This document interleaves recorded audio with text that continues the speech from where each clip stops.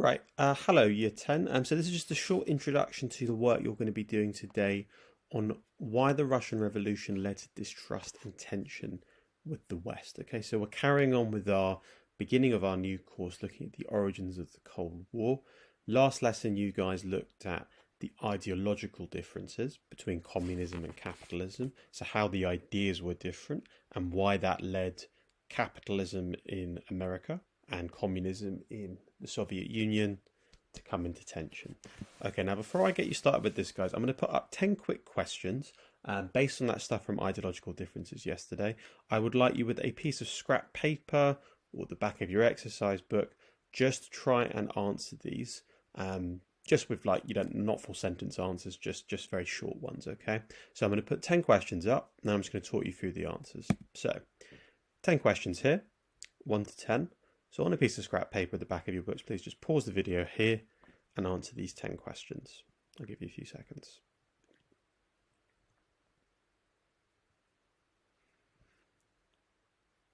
Okay guys, so you should have now answered those 10 questions. Pause the video here if you haven't done that yet. And I'll just quickly put up the answers now, see what you managed to get out of 10. So the first one, obviously businesses are privately owned by capitalists, or you could have just put individuals. Okay, that's one thing about capitalism that is different. In a capitalist system, people are allowed to vote for different political parties. In communism, it's a one-party state. Under communism, business is owned by the government. The system which has wide levels of inequality is capitalism. Under communism, cooperation is emphasized over competition. Why were business owners hostile to communism? Because they were worried that under communism their businesses would be nationalized, taken over by the government. Number 7, under which system were individual rights emphasized? That was capitalism. Some examples of social rights, you don't need to have all of these, but if you've got 1 or 2, give yourself a tick.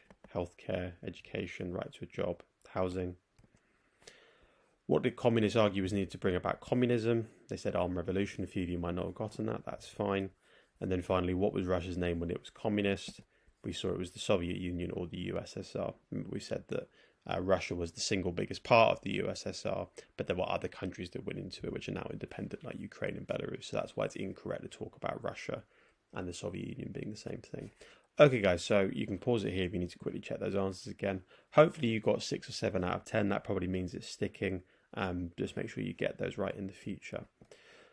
Okay, so going back to our lesson today then. So what we're going to be looking at is what happened very shortly after the Russian Revolution, when Russia was established as a communist state, that led to distrust with the West later on. Now, the course we look at really starts properly in sort of 1941 to 45, which is to do with the Soviet Union's entry into World War II when it's invaded by Nazi Germany, and it becomes temporarily an ally of America, and the Soviet Union and America work together to defeat Nazi Germany.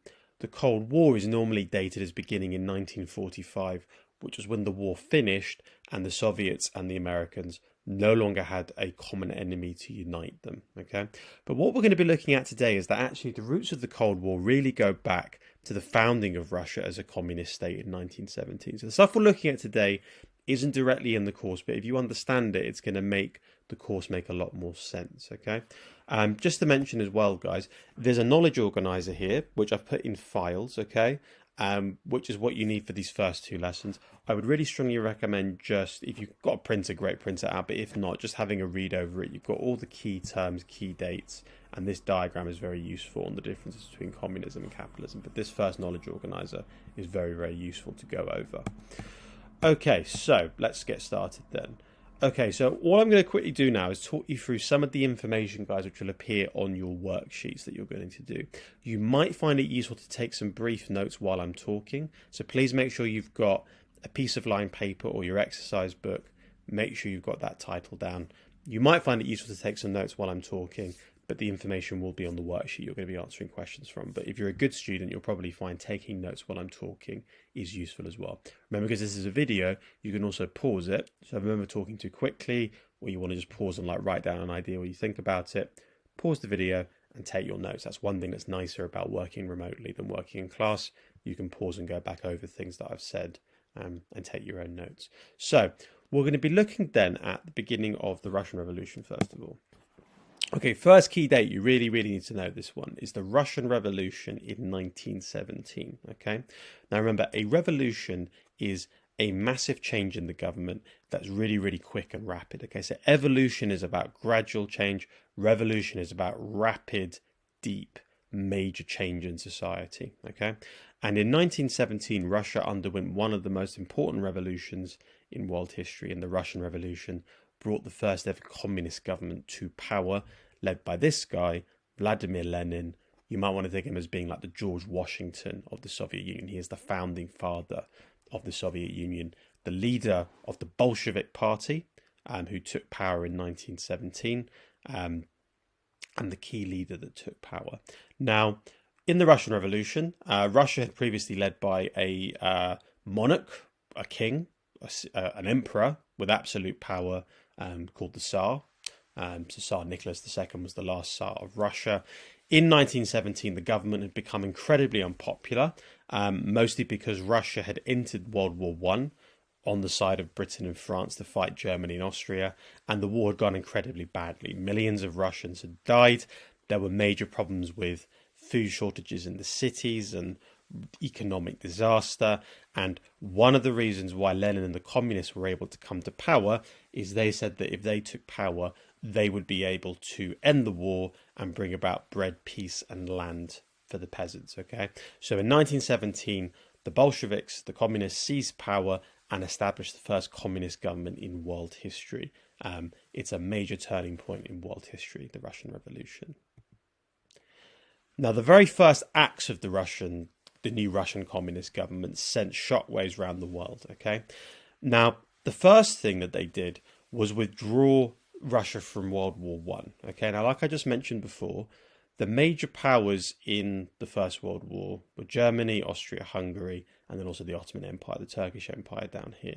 Now, those three powers, plus Italy, were fighting Britain, France, and Russia, okay?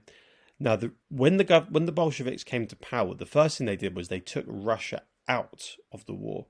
Now, if you think about why is that going to anger Britain and France? Now, what you probably thought about is, well, okay, if Russia has left the war, then that means Germany doesn't need to fight in two directions. It can send all its forces westwards to defeat France and Britain. So Britain and France are incredibly angry at Russia for withdrawing from World War I, and as they see it, abandoning them. America at this point has joined with Britain and France to fight Germany. So America is also unhappy that the new Russian government has withdrawn it from the war, leaving France and Britain to fight Germany alone. Now, the communist government said that World War I was a war between different empires. It was a war of workers against workers, and they wanted no part to play in it. But their withdrawal from the war caused major anger straight away from France, Britain, and America. Now, the other thing that the new government did, which really angered France and Britain and made them seem like a threat to the West, was the new Russian government began nationalizing, that means taking over, French and British factories in Russia. Now, before the Russian Revolution, France especially, but also Britain, had spent millions of dollars in Russia, building factories, investing in it. Russia was a little bit like China today. Lots of foreign countries own factories in Russia. And obviously the communists believed in the idea of public ownership. Okay, they didn't believe in businesses being privately owned by capitalists. They thought that industry should be nationalized and run by workers and the government. But obviously for the French and British capitalists who had put their money into Russia, they were incredibly angry that their businesses were being nationalized, and they put pressure on their governments in France and Britain to intervene to stop this new government coming to power and taking over their businesses.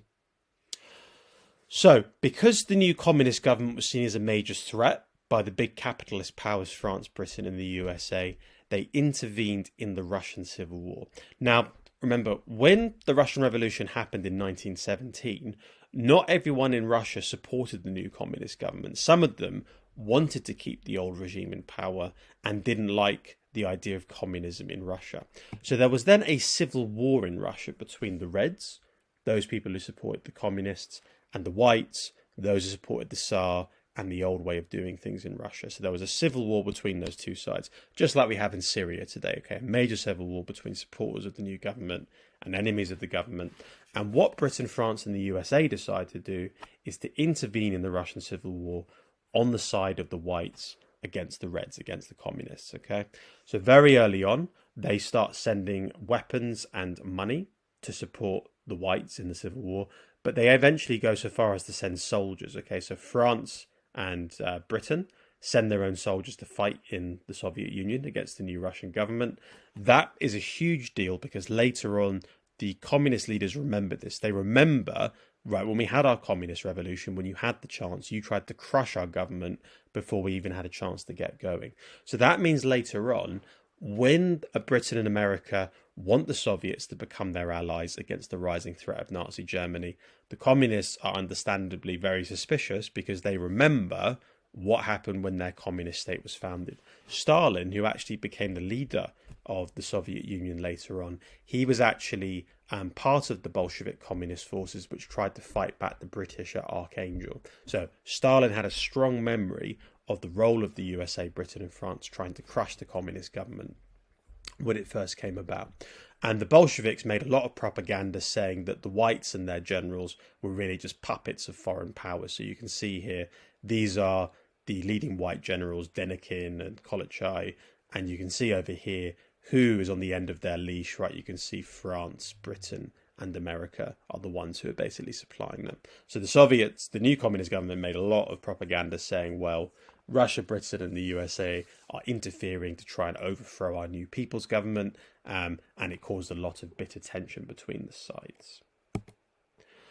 Now, the other thing that the new Bolshevik communist government did was they tried to spread their revolution to other countries, okay? Now, Lenin, who was the leader of the Soviet Union, he didn't think communism would be able to survive in Russia on its own. He thought that Russia was a much poorer and more backwards country than places like Germany, France, and Britain. And communists also believed that for the revolution to be successful, it would need a high level of technology and industry. So they set up an organization straight away called the Comintern. This was the symbol of it. It was called the Communist International, where they invited communists from all over the world to come to Russia to train them, give them money, support, to try and start their own communist revolutions in their home country. So they tried to spread the communist revolution to the rest of the world. There are communist uprisings all over Europe in the years after World War I in support of the Soviets. So in Italy, Germany, Hungary, there are small communist revolutions which take place, which are defeated, but it shows you that the threat of communist revolution was real in those countries. And for America and Britain and France, this increased their suspicion and fear of the communists. Not only were they carrying out this revolution in their own country, they were trying to export it to countries like Germany and then France and Britain themselves. Okay, so the establishment of the Communist International made the Bolsheviks seem like a major threat to those powers. Okay, and that was because communists believed in the idea of internationalism. They didn't believe in the idea of nations. They believed in the idea of workers from different countries uniting to overthrow their own governments and establish communist governments, based upon a very famous quotation from Karl Marx, who is seen as the sort of founding figure of communism and socialism. He had a famous quote where he said, "Workers of the world unite, you have nothing to lose but your chains." So they try and spread their revolution internationally. And part of that is also in 1920, the communist government in Russia attempts to invade Poland in an attempt to spread the revolution into Germany, which at that time they thought would be ripe for revolution because there was a strong communist party, there was a strong workers' movement, but that invasion of Poland failed. But the establishment of the Communist International and then also the invasion of Poland in 1920 increased tensions with the West because it showed that the communists were keen on spreading their revolution beyond their own borders, which obviously made them a major threat in the eyes of the USA, Britain and France. Which is one of the reasons why you get a big, what's called a Red Scare in America in the early 1920s. So you guys would have done this already when you looked at the America topic. So remember, it's called the Red Scare because the symbol of communism was the red flag. Okay, so it's fear of communism, basically a Red Scare. And in America, you had sort of propaganda posters like this. So you've got, "We'll never change the blue and white to red." So kind of like trying to say that, look, we need to protect America from the anarchy, the chaos of communism by keeping our own traditions, okay? And then you've got here, is this tomorrow? America under communism, okay? Communists strangling American workers, burning the country down. So a real kind of paranoid fear about the threat of communism in America. It's also why at this time, you guys might remember, you guys looked at something called the Palmer Raids, when Alexander Palmer, the Secretary of State in America at that time, led a series of arrests of suspected communists and anarchists all over America, many of whom were deported back to Eastern Europe. So lots of them were communists who'd come as immigrants from places like Poland and Russia itself. Thousands of them were arrested. Lots of them were deported back to their home countries. And this is also when you get the trial of Sacco and Vanzetti, which I think you should have looked at with Mr. Woodhausen, who were these two Italian anarchists. And they're not communists, but anarchism and communism were seen as quite similar in the minds of lots of Americans who were falsely accused of carrying out a bombing and executed in 1921. So there's this huge Red Scare in America in the 1920s, and it means that later on there is this built-up fear of communism. So it's not just something that happens after World War II. There have been decades of fear of communism in America.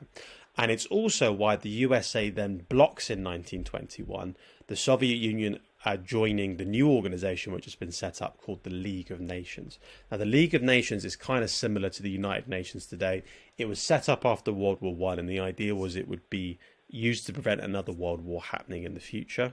But the Soviets were blocked from joining it by the USA, who were the main founders, because they were seen as like a rogue regime. So the USA had this Red Scare, and then they blocked the Soviets from joining the League of Nations, which the Soviet government were very angry about because they were basically being kind of isolated by America. So that Red Scare also had a long-term legacy for relations between the Soviet Union and the USA. Okay, and then finally, in 1922, the Soviet Union is established, okay? So the Russian Civil War goes on for 3 years, from 1918 to 1921. Eventually, though, the Reds, the communists, are successful. They defeat their enemies in the Civil War, and they decide to establish a new state. So they're no longer called the Russian Empire. They decide to call their new nation the Union of Soviet Socialist Republics. So the idea is we're not going to be an empire anymore, just dominating the smaller parts that the Russian Empire used to do. We're going to have all these different socialist republics joined together in a union. So a union of Soviet Socialist Republics. A Soviet in Russia just means a council. And the idea of the Soviet Union was supposed to be that in communist theory, factories and industry would no longer be run by individual capitalists, but by councils of workers. So the idea is that industry would be run by the workers who actually lived in it, and the Soviets were the councils through which the new businesses would be run by the workers themselves. So that's why it was called the Union of Soviet Socialist Republics. Now, the problem, though, was that the new Soviet regime was internationally isolated. So there was a few problems.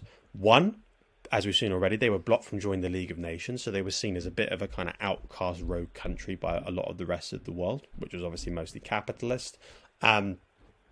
Also, the Soviet Union had basically been destroyed in the Russian Civil War. So there'd been years of fighting, food shortages, millions of people had died of starvation. So this new Soviet state was not starting in a good position. It was very weak. It was internationally isolated, and it was overcoming a major 3-year civil war in which millions of people had died. The civil war itself had also made the regime, the government, different to what it had been at the start. The new communist government had set up a secret intelligence agency called the OGPU, which in 1927 changed its name to the KGB, which was basically used to hunt down people who supported the whites in the Russian Civil War and to counter the interference of foreign powers. But as you guys probably know, have heard of the KGB before, it became a very repressive secret police force. So enemies of the communist regime would be put in prison. Sometimes they'd be executed. They control what was printed in the newspapers. So the Civil War made the communist government in Russia very repressive. It kind of made them very paranoid. It made them a very repressive government. One little note as well is when they established the Soviet Union, the flag of this new country is this one, which you've probably seen before, which famously has a hammer and sickle on it. Okay. Now, the idea of the hammer and sickle is what peasants used to cut crops, and hammers were meant to be symbols of the workers. So the idea of the Soviet Union is it was meant to be an alliance of the working class and then the peasantry, because Russia at this time was still quite a backwards agricultural country. Most of the population were peasants rather than people living in cities as workers. But the idea was that it was meant to be an alliance of the peasants and the workers in this new state. Okay, so that's the establishment of the Soviet Union. Okay, guys, so all I want you to do now is you've got 7 questions, which I'd like you to answer. So 7 comprehension questions. I'll show you the cards they're from in a minute. There's also a challenge question, which I'm going to put at the end of the quiz you're going to have to do to finish off this lesson, which is out of the 9 events you're going to look at, which 2 events do you think were the most important for souring relations in the long term between the Soviets and the USA? So you've got 9 key events on your cards you're going to look at. I want you in the final question on the quiz you're going to do today to answer that question. So which event soured it? Remember, sour means make worse, makes bitter and horrible. Okay, and just to show you guys, I will put this in assignments, but you have, for your Word document, you've got 9 cards there, 7 questions. You can just answer those on either in the Word document, which is set in assignments, or if you want to handwrite them and send me a picture, you can do that as well, but you need to do one of the 2. Okay, once you've watched this video, make sure you answer these 7 questions on the worksheet, and your final 3rd task is to complete the end of lesson quiz, which I will upload about half an hour into the lesson.